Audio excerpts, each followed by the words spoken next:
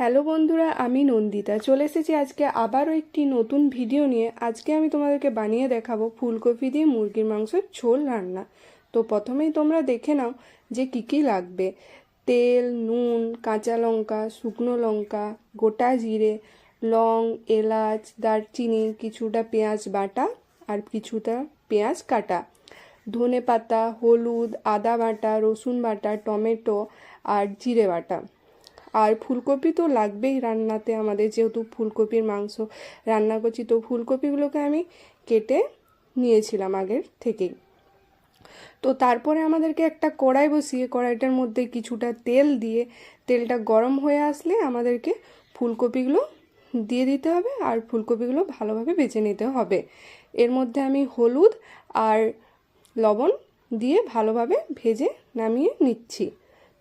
আবারও একটি কড়াই বসিয়ে কড়াইটা গরম হয়ে আসলে তার মধ্যে আমাদেরকে কিছুটা সরষের তেল দিয়ে দিতে হবে আর তেলের মধ্যে কিছুটা চিনি আর গোটা জিরে, শুকনো লঙ্কা দিয়ে ভালোভাবে ভাজতে হবে। এরপরে আমরা পেঁয়াজগুলো দিয়ে দেবো আর পেঁয়াজগুলোকে আমাদেরকে লাল লাল করে ভেজে নিতে হবে। রসুন বাটা দিতে হবে, রসুনগুলোকেও আমাদেরকে ভালোভাবে নাড়তে হবে আর ভালোভাবে ভেজে নিতে হবে। এরপর আমরা দিয়ে দেব আদা বাটা আর আদাটাকেও আমাদের ভালোভাবে ভেজে নিতে হবে। নুন আর কাঁচা লঙ্কা দিয়ে ভালোভাবে ভাজতে হবে। এরপর আমরা জিরে বাটা আর লঙ্কাটা আমাদের একসাথেই বাটা ছিল, তো দিয়ে দিলাম আমি। হলুদ দিয়ে কিছুটা জল দিয়ে মশলাটা আমাদের ভালোভাবে কষিয়ে নিতে হবে।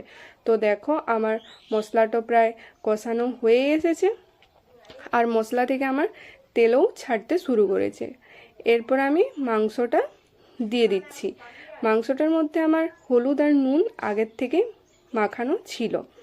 তো দেখো মাংসটাও প্রায় আমার কষানো হয়ে এসেছে। এরপর আমি ফুলকপিটা দিয়ে দিচ্ছি আর যে আগের থেকেই বাটা পেঁয়াজ বাটাটা ছিল আমি সেটাও দিয়ে দিচ্ছি। এরপরে আমি এর মধ্যে কিছুটা টমেটো কাটা, ছোট ছোট করে টমেটো কাটা মাংসের মধ্যে দিয়ে দিচ্ছি।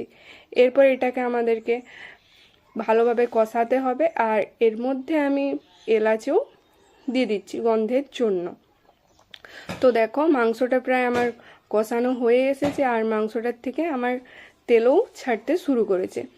এরপর মাংসটা আরেকটু ভালোভাবে কষিয়ে নিয়ে এরপর আমি মাংসটার মধ্যে জল দিয়ে দিচ্ছি। দেওয়ার পর আমাদের মাংসটা ভালোভাবে নাড়তে হবে আর মাংসটা প্রায় আমার ফুটতেই শুরু করেছে আর মাংসটা সেদ্ধ হতে প্রায় আমার আধ ঘন্টার মতো সময় লেগেছিল। এরপরে আমি মাংসটার মধ্যে গোটা গরম মশলা দিয়ে দিচ্ছি আর গরম মশলাটা আমি আগেই শিলে বেটে নিয়েছিলাম। তো গরম মশলাটা দেওয়ার পর আমাদের একবার ভালোভাবে নেড়ে নিতে হবে আর একটু ফুটিয়ে নিতে হবে। এরপর আমি মাংসটা নামিয়ে নিচ্ছি। মাংসটা নামাবার পর আমি ধনেপাতা দিয়ে দিচ্ছি মাংসের মধ্যে।